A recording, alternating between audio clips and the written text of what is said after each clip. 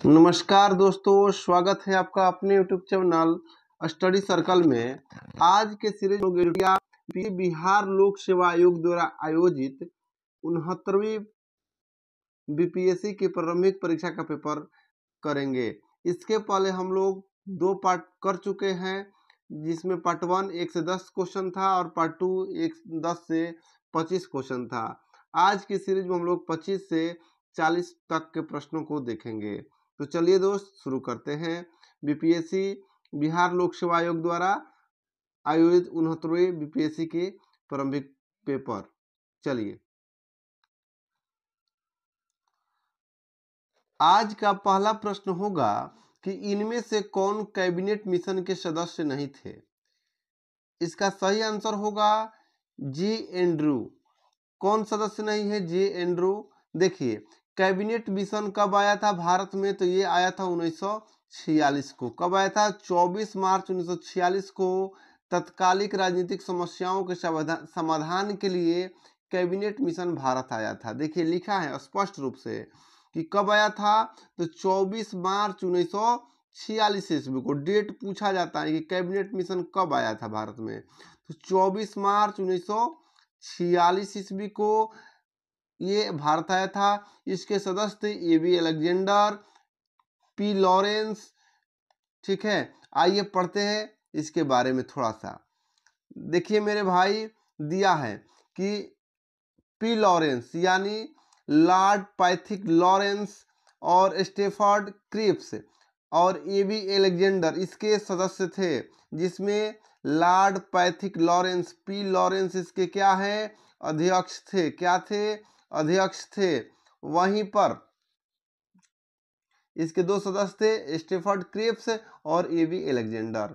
ये भारत में कब आया था? तो 24 मार्च 1946 ईस्वी को। ये डेट पूछा जाता है मेरे भाई, याद रखिएगा।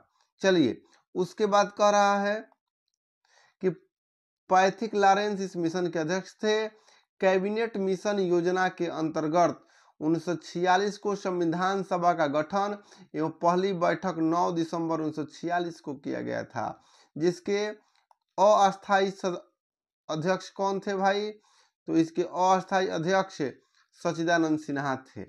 और वहीं 11 दिसंबर 1946 को इसका जब बैठक हुआ 2 दिन बाद, तो इसके अस्थायी अध्यक्ष के रूप में राजेंद्र प्रसाद चुने गए थे। चलिए, तो बात करते हैं कि इसका अगला पॉइंट को पढ़ते हैं कि 16 अगस्त 1946 को मुस्लिम लीग ने सीधी कार्यवाही दिवस की शुरुआत की थी। उसके बाद ये भी पॉइंट पढ़ लेते हैं कि जवाहरलाल नेहरू की अध्यक्षता में अंतरिम सरकार का गठन 2 सितंबर 1946 को हुआ था। क्वेश्चन नंबर 27, सुरक्षा वाल्व सिद्धांत के आधार पर भारतीय राष्ट्रीय कांग्रेस की स्थापना ब्रिटिश सरकार को खतरों से बचाने के लिए थी। ब्रिटिश सरकार को खतरों से बचाने के लिए थी सुरक्षा वाल्व का सिद्धांत के आधार पर भारतीय राष्ट्रीय कांग्रेस की स्थापना। ये बात किसने कहा था? तो लाला लाजपत राय ने कहा था। लाला लाजपत राय कहे थे कि सुरक्षा वाल्व सिद्धांत के आधार पर भारतीय राष्ट्रीय कांग्रेस की स्थापना ब्रिटिश सरकार को खतरों से बचाने के लिए हुआ है। ठीक है, देखिए यहाँ पर लिखा है कि कांग्रेस से जुड़े कुछ विवादित वक्तव्य। देखिए, लॉर्ड कार्जन कहे थे, लॉर्ड कार्जन जो 1905 में भारत के वायसराय थे, कहे थे कि कांग्रेस लड़खड़ा कर गिर रही है। भारत में रहते हुए मेरी इच्छा है कि मैं उसे शांतिपूर्वक मरने में मदद कर सकूं। देखिए कितना खतरनाक बात बोले हैं मेरे भाई। ये बोल रहे लॉर्ड कर्जन कि कांग्रेस लड़खड़ा रही, कितना मजा ले रहे हैं कांग्रेस पर। कह रहे हैं कि कांग्रेस लड़खड़ा रही है और मेरी इच्छा है कि मैं भारत में तब तक रहूं। ठीक है, मेरी इच्छा है कि मैं इसे शांतिपूर्वक मरने में मदद कर सकूं। देखिए कितना ये हीन भावना से देख रहे थे। अगला पॉइंट है,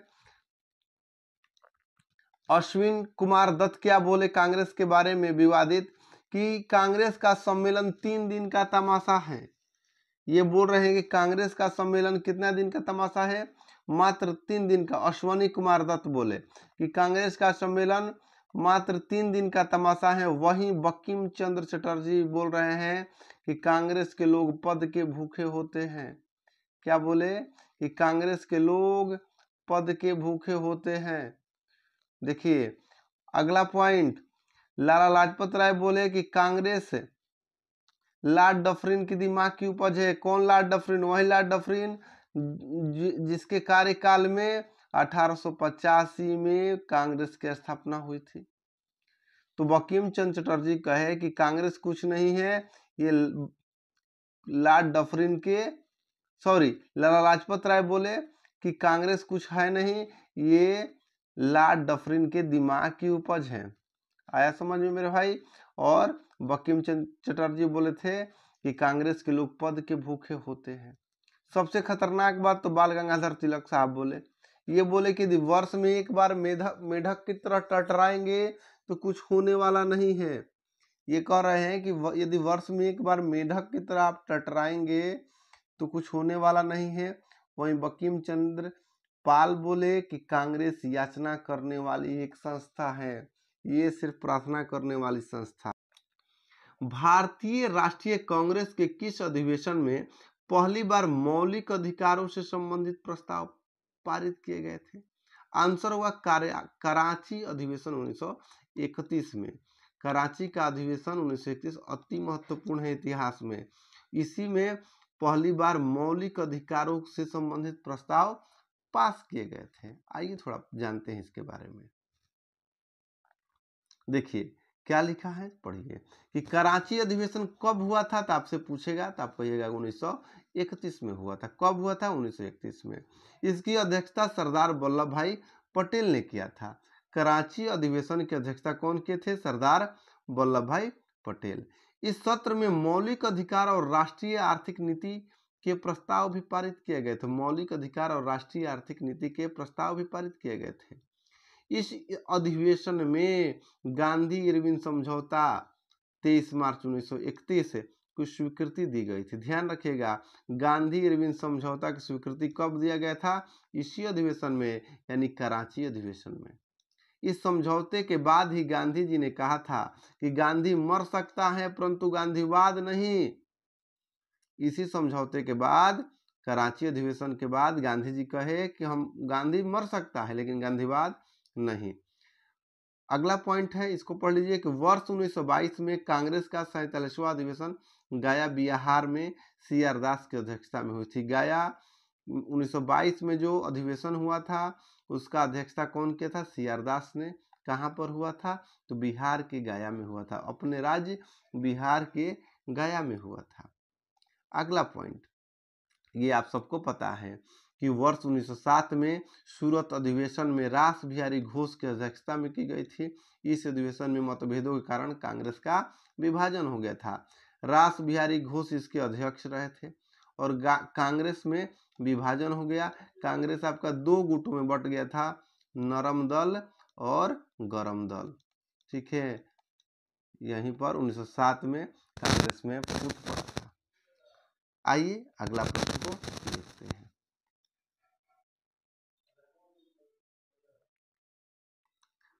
1857 के विद्रोह के विफलता के कौन से कारण थे? ये BPSC 69 में पूछा गया सारा प्रश्न है, हम अपने मन से नहीं लाए हैं मेरे भाई। इसको ध्यान से देखिए और समझिए इसके तथ्यों को।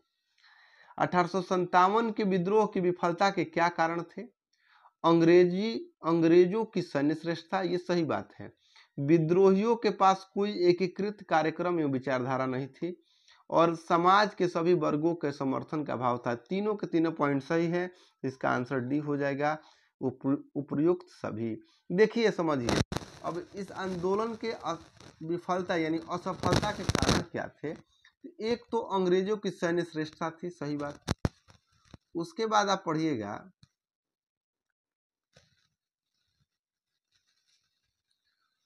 तो विद्रोहियों के पास कोई एकीकृत कार्यक्रम एवं विचारधारा नहीं था।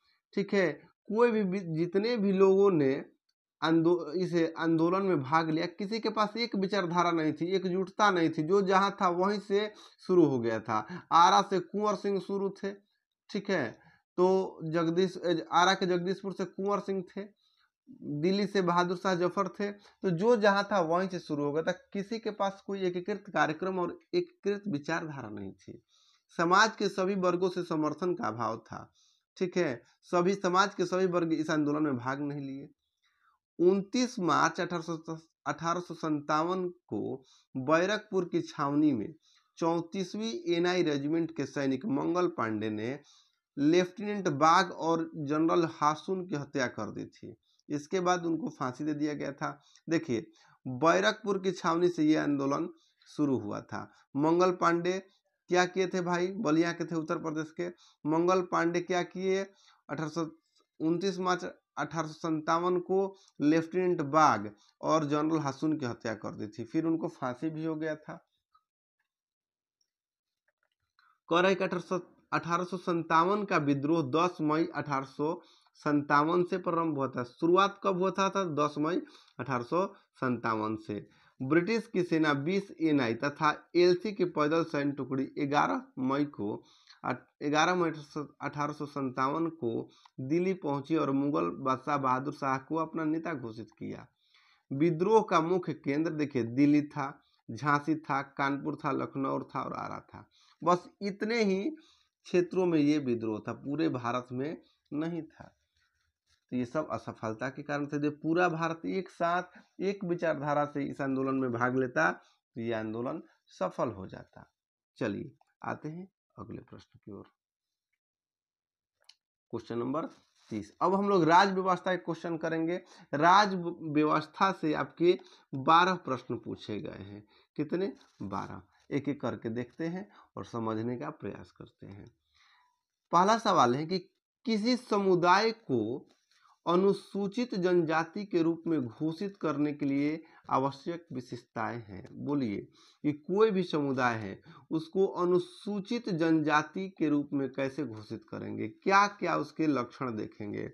पहला, आदिम लक्षणों के संकेत होगा, विशिष्ट संस्कृति होगी, बड़े पैमानों पर समुदाय के साथ संपर्क में श्रम, पिछड़ेपन एवं भौगोलिक अलगाव। सभी के सभी ये अनुसूचित जनजाति घोषित करने के लक्षण हैं। इसका आंसर हो जाएगा डी, इनमें से सभी। चलिए इसके व्याख्या को भी थोड़ा सा समझ लेते हैं। देखिए लिखा है कि किसी समुदाय को अनुसूचित जनजाति के रूप में घोषित करने के लिए आवश्यक विशेषताएं कुछ इस प्रकार से हैं। पहला कि आदिम लक्षणों के संकेत होंगे। दूसरा कि विशिष्ट संस्कृति, उसकी अलग संस्कृति होगी, एक स्पेशल संस्कृति होगी। भौगोलिक अलगाव भी हो सकता है। ठीक है, बड़े पैमाने पर समुदाय के साथ संपर्क में संकोच और पिछड़ापन। अनुच्छेद 342 कहता है, देखिए लिखा है यहाँ पर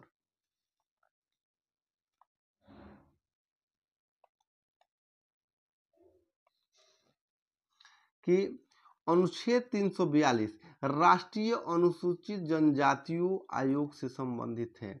आपसे पूछेगा राष्ट्रीय अनुसूचित जनजाति आयोग से संबंधित कौन सा अनुच्छेद? तो 342, 342, 342, 342, 2, 3, 4 ऐसे हैं।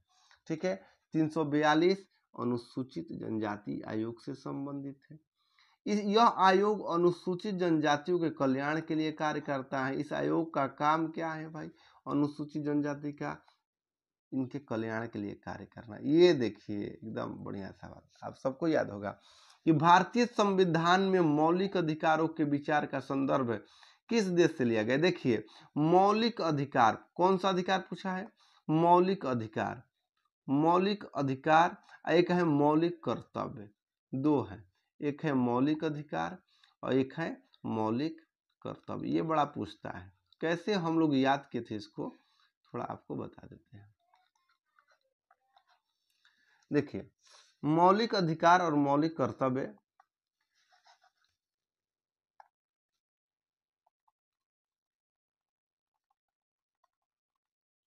समझिएगा। मौलिक अधिकार आंसर होगा अधिकार अमेरिका। देखिए अ से अधिकार, अ से अमेरिका, याद रखिएगा।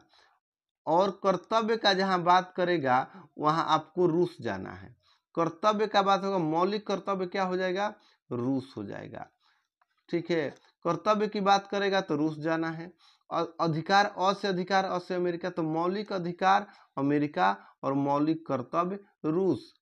उसके बाद क्या है, यूनाइटेड किंगडम से क्या लिया गया है, आयरलैंड से क्या लिया गया है, आइए थोड़ा पढ़ लेते हैं। यहाँ पर लिखा है मेरे भाई कि देखिए कि संविधान के भाग 3 में अनुच्छेद कहाँ से कहाँ तक, 12 से 35 तक, ठीक है, मौलिक अधिकार के बारे में वर्णन है। अनुच्छेद 12 से 35 तक संविधान के भाग 3 में मौलिक अधिकार से संबंधित है। यह कहाँ से लिया गया है, तो संयुक्त राज्य अमेरिका से लिया गया है। कनाडा से क्या लिया गया है, देखिए अब आइए कनाडा पर थोड़ा सा कह रहे हैं कि मजबूत केंद्र के साथ संघ, केंद्र की अवशिष्ट शक्तियां, देखिए केंद्र और राज्यों के बीच अवशिष्ट शक्तियों का बंटवारा कहाँ से है भाई, कनाडा से है। उच्चतम न्यायालय के सलाहकार क्षेत्राधिकार से संबंधित संदर्भ कनाडा से है। कनाडा से उच्चतम न्यायालय में सुप्रीम कोर्ट के जो सलाहकार का जो क्षेत्राधिकार होगा ये कनाडा से है। और केंद्र और राज्यों के बीच शक्तियों का विभाजन कहाँ से, कनाडा से है। नीति निर्देशक तत्व आयरलैंड, देखिए नीति निर्देशक, नीति जो आया है आयरलैंड से आया है। नीति कहाँ से आया है, आयरलैंड से। नीति निर्देशक आयरलैंड आया। इंग्लैंड से कानून बनाने की प्रक्रिया, इतना ना दिन ये लोग रह गए अपने यहाँ अंग्रेज कि कानून बनाना हम लोग सीख गए थे, तो कहाँ से आया, इंग्लैंड से कानून बनाने की प्रक्रिया आई। विधि का शासन, विधि वही नियम कानून से शासन करना आया। एकल नागरिकता, भारत में एकल नागरिकता, आप दूसरे से नागरिकता नहीं ले सकते।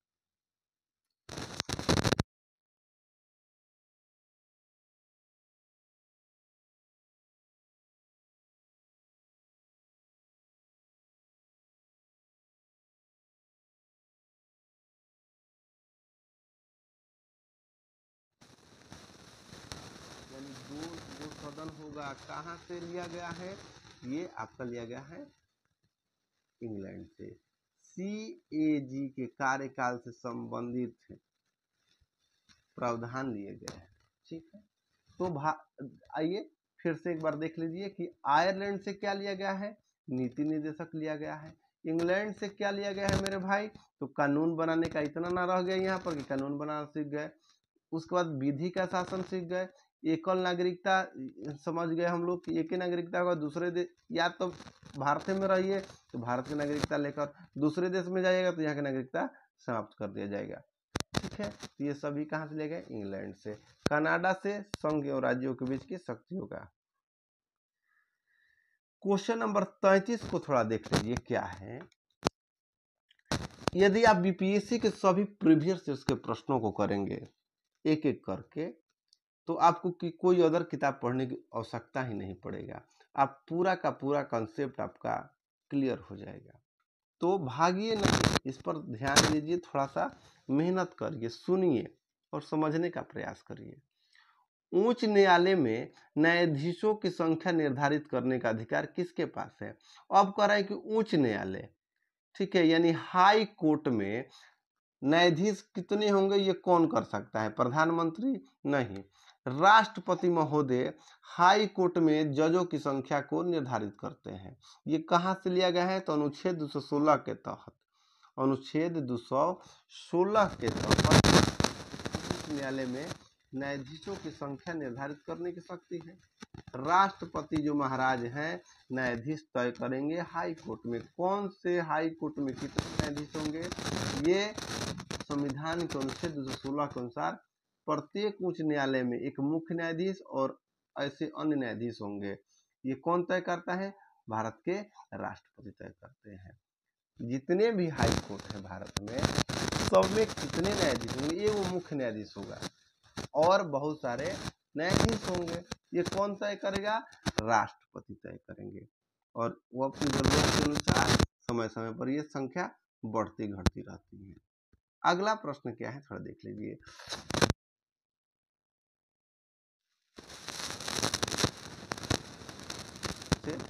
संबंधित है। देखिए 5 हम लोग कैसे, 1 लिखते हैं ऐसे, 2 लिखते हैं ऐसे, 3 लिखते हैं ऐसे, 4 लिखते हैं ऐसे, 5 लिखते हैं ऐसे, 6 लिखते हैं ऐसे, 6। तो 5 तो आप ऐसे ना लिखें, तो ऐसे होगा SC ST, होगा कि नहीं होगा? 5 जैसा ना होता है SC ST, तो ये अनुसूचित जनजातियों से संबंधित है। किससे जनजाति है? अनुसूचित जनजातियों से संबंधित है, ST से। चलिए अनुसूचित जनजाति क्या होता है भाई, पढ़ लीजिए थोड़ा सा। अनुच्छेद 5 अनुसूचित जनजाति से संबंधित है। भारतीय संविधान के 5वीं अनुसूचित जनजाति के लोगों के अनुशासन एवं उनके हित की सुरक्षा से संबंधित है।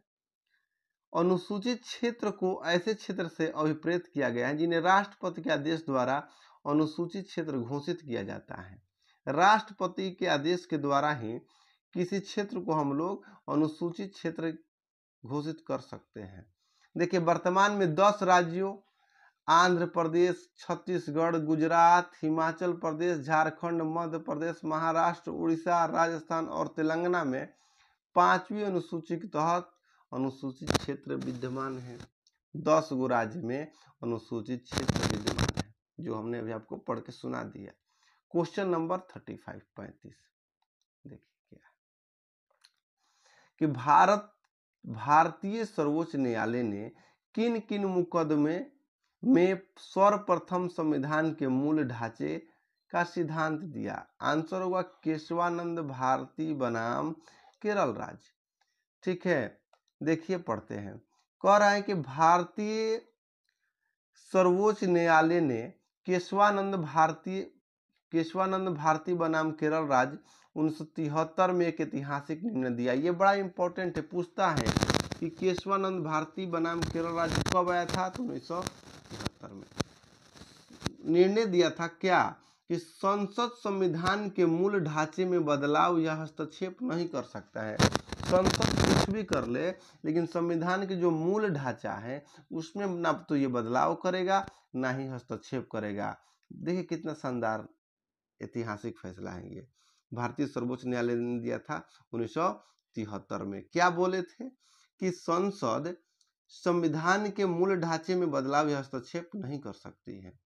संसद के पास संविधान को संशोधन करने के लिए अबाधित शक्ति है। संविधान को संशोधित कर सकते हैं, लेकिन संविधान के मूल ढांचे या मौलिक विशेषताओं के साथ छेड़छाड़ या उसे कमजोर नहीं कर सकते, क्योंकि इसमें केवल संविधान संशोधन की शक्ति निहित है।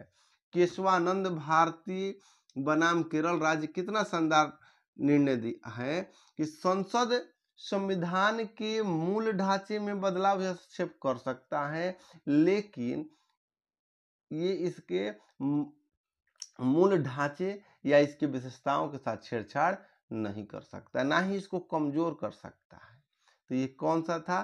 केशवानंद भारती बनाम केरल राज्य। आपको समझ में आ गया होगा मित्रों क्या कि केशवानंद भारती बनाम केरल राज्य क्या कहता है कि जो संसद है वो क्या कर सकता है? संविधान में संशोधन कर सकता है, लेकिन उसके मूल ढांचे में बदलाव या हस्तक्षेप नहीं कर सकता है, ना ही उसको कमजोर कर सकता है। चलिए, ये था केशवानंद भारती बनाम केरल राज्य 1973। देखिए अगला है, इसको भी समझ लीजिए कि गोलकनाथ, इनका भी नाम सुने होंगे आप लोग। गोलकनाथ बनाम पंजाब राज्यवाद 1967 में सर्वोच्च न्यायालय ने संसद की शक्तियों के प्रति एक नया दृष्टिकोण अपनाया था। क्या भाई?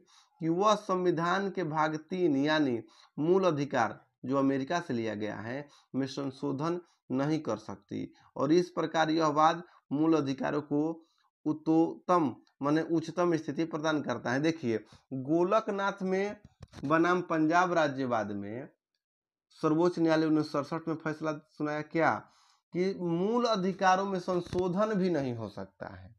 मूल अधिकार अनुच्छेद अभी पढ़े थे हम लोग कि 12 से 35 कहाँ से लिया गया है? अमेरिका से लिया गया है। तो मूल अधिकारों को में संसद क्या कर सकती हैं भाई? मूल अधिकारों में संशोधन नहीं कर सकती हैं। अगला पॉइंट है, ये पढ़ लीजिए, मिनर्वा मिल्स बनाम भारतीय संघवाद 1980 में सर्वोच्च न्यायालय ने यह निर्णय लिया कि भारतीय संविधान की स्थापना मूल अधिकारों और निर्देशक तत्वों सिद्धांतों के बीच संतुलन के आधार पर की गई है। तो मेरे भाई केशवानंद का आप समझ गए, केशवानंद बनाम भारतीय राज्य केरल राज्य क्या था भाई केशवानंद वाला में? केशवानंद में था कि जो संसद है संविधान के मूल ढांचे में छेड़छाड़ या उसको कमजोर नहीं कर सकता है। गोलकनाथ में क्या था? गोलकनाथ गोल गोल है, तो ये बोले कि अमेरिका से जो लिया गया है आपका मौलिक अधिकार, उसमें संशोधनों नहीं किया जा सकता है। चलिए आते हैं अगले क्वेश्चन पर। यदि वीडियो अच्छा लगे तो प्लीज़ शेयर करें, सब्सक्राइब करें, जो मन करे सो करें, लेकिन बताइए दोस्तों कि कैसा है।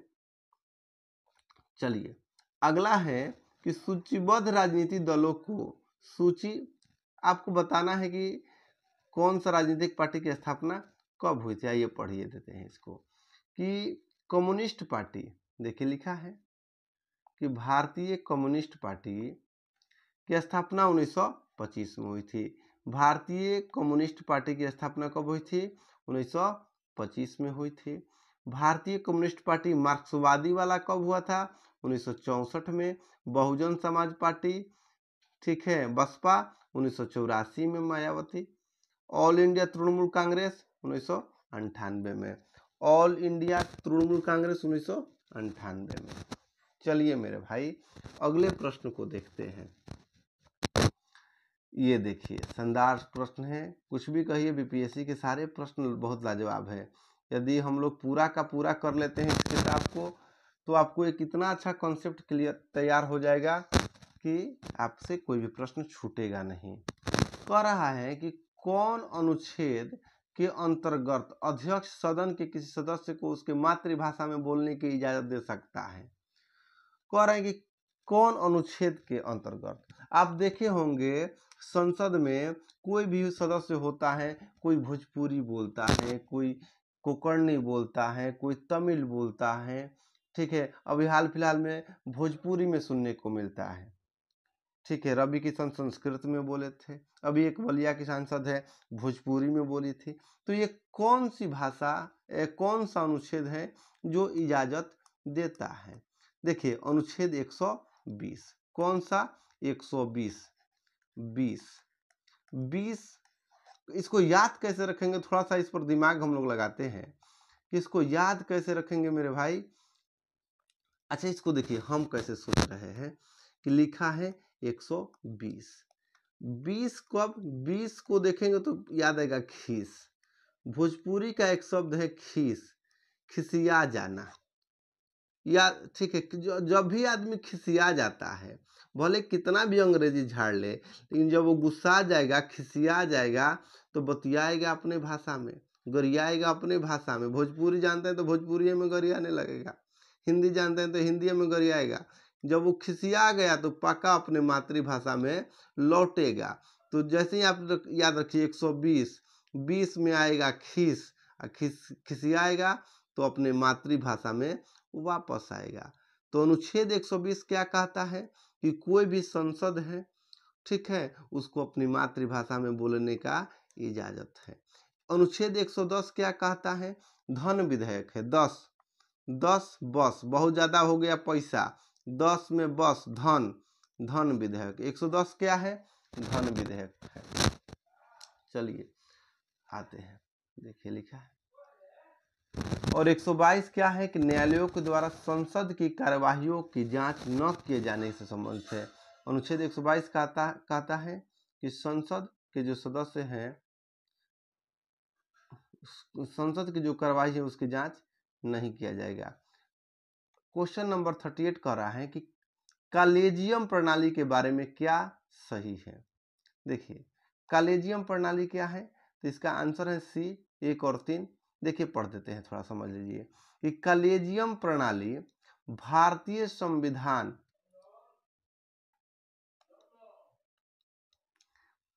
कॉलेजियम प्रणाली भारतीय संविधान के अनुच्छेद 124 2 और 217 के क्रम से सर्वोच्च न्यायालय और उच्च न्यायालय के न्यायाधीशों की नियुक्ति से संबंधित है। कॉलेजियम प्रणाली क्या है भाई? तो सर्वोच्च न्यायालय और उच्च न्यायालय के न्यायाधीशों के नियुक्ति से संबंधित है। यह प्रणाली संसद के किसी अधिनियम या संविधान के प्रावधान द्वारा स्थापित न होकर सर्वोच्च न्यायालय के निर्णयों के माध्यम से विकसित हुई है। यह संसद के द्वारा नहीं आया है, ना ही संविधान के कोई प्रावधान से आया है, यह सर्वोच्च न्यायालय के निर्णय के माध्यम से आया है। अगला है कि यह सीजीआई यानी चीफ जस्टिस ऑफ इंडिया की राय नहीं होगी, बल्कि सर्वोच्च न्यायालय के 2 वरिष्ठतम न्यायाधीशों के परामर्श से ली गई एक संस्थागत राय होगी। कह रहा है कि यह जो कॉलेजियम होगी, ठीक है, यह चीफ जस्टिस ऑफ इंडिया सर्वोच्च न्यायालय के जो मुख्य न्यायाधीश है उनका व्यक्तिगत राय नहीं है, यह सर्वोच्च न्यायालय के 2 वरिष्ठतम न्यायाधीशों के परामर्श से ली गई एक संस्थागत राय होगी। तीसरे न्यायाधीश मामले 1998 में राष्ट्रपति द्वारा जारी प्रेसिडेंशियल रेफरेंस के बाद सर्वोच्च न्यायालय ने 5 सदस्यीय निकाय के रूप में कॉलेजियम का विस्तार किया गया। पहले 3 था, बाद में इसको कितना कर दिया गया था? 5। जिसमें सीजीआई और इसके 4 वरिष्ठतम सहयोगी शामिल होते हैं। इसकी अध्यक्षता सीजीआई द्वारा की जाती है और इसमें सर्वोच्च न्यायालय के 4 अन्य न्यायाधीश शामिल होते हैं।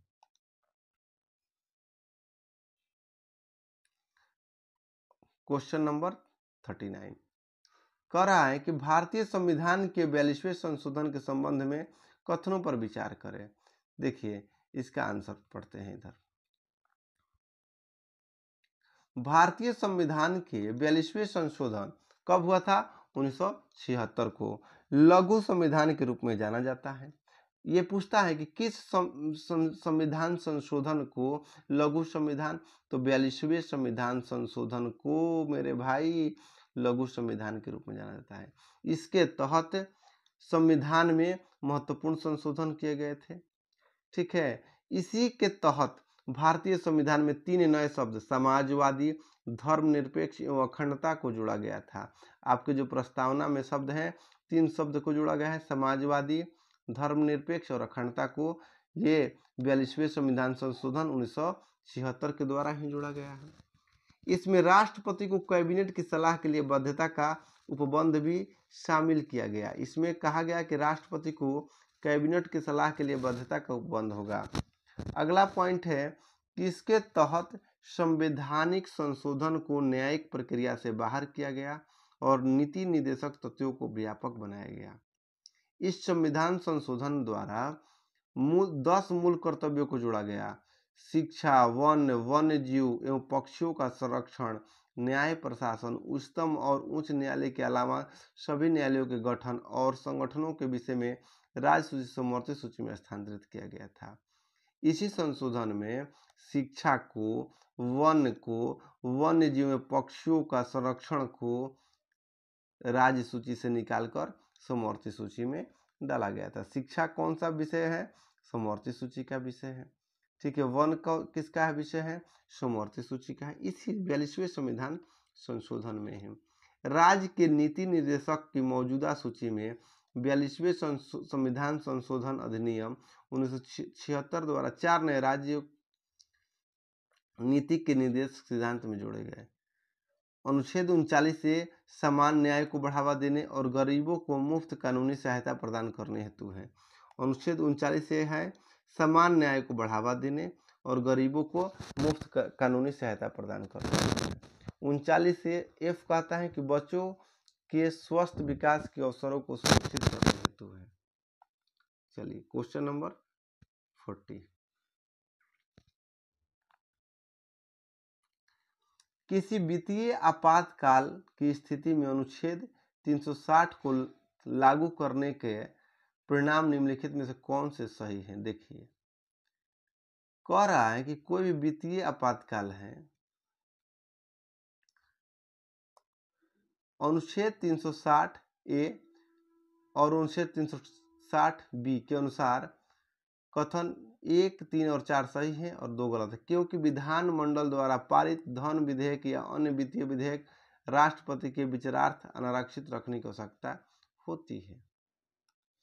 भारतीय संविधान के अनुच्छेद 200 एवं 201 राज्य विधायिका द्वारा पारित विधेयकों को दी गई सहमति के संबंध में राज्यपाल की शक्तियों और राज्यपाल की शक्तियों जैसे राष्ट्रपति विचार के लिए विधेयक है।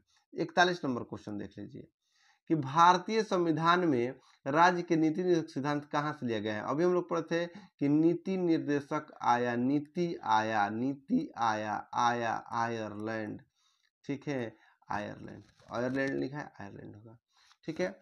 चलिए, इंग्लैंड से क्या लिया गया है, कानून बनाने के लिए लिया गया है। अभी हम लोग पढ़ लिए हैं, विधि का लिया गया है। ये देख लीजिए, बहुत शानदार सवाल अंतिम आज का, कि सिक्किम भारतीय संघ का पूर्ण राज्य कब बना था। सिक्किम भारतीय संघ का पूर्ण राज्य मेरे भाई 1975 में बना था। कब बना था, 1975 में। 1975 में सिक्किम भारतीय संघ का पूर्ण राज्य बन गया था। देखिए यहाँ पर लिखा है कि सिक्किम वर्ष 1975 में भारतीय संघ का पूर्ण राज्य बन गया। यह पूर्वोत्तर भारत का एक राज्य है। इसके उत्तर एवं उत्तर पूर्व में चीन है। एक तरफ इसके इधर आप जाइएगा तो चीन है, ठीक है, जबकि पूर्व में भूटान है, पूर्व में एक दूसरा कंट्री है भूटान है, इधर जाइएगा तो भूटान मिलेगा, ठीक है। उसके बाद कह रहा है कि दक्षिण में पश्चिम बंगाल है और पश्चिम में नेपाल है। 3 देशों से घिरा ये देश है। एक तरफ चीन है, एक तरफ भूटान है, एक तरफ नेपाल है, जबकि एक तरफ पश्चिम बंगाल है। 1974 में सिक्किम ने भारतीय संघ में सम्मिलित होने की अपनी इच्छा जताई थी। तब भारतीय संसद द्वारा 35वां संविधान संशोधन 1974 लाया गया। इसके तहत सिक्किम को एक संबद्ध राज्य का दर्जा मिला। फिर बाद में अगले साल 1975 में, ठीक है, एक जनमत संग्रह के द्वारा चोगयाल शासन को समाप्त करने का पक्ष मत दिया और 36वां संविधान संशोधन करके 1975 में सिक्किम को भारतीय संघ का 22वां राज्य बना दिया गया। कौन सा राज्य मेरे भाई, तो 22वां राज्य बना दिया गया। इस तरह 1975 में भारत का प्रमुख अंग सिक्किम बन गया। वीडियो अच्छा लगा तो लाइक करें, कमेंट करें, सब्सक्राइब करें। धन्यवाद।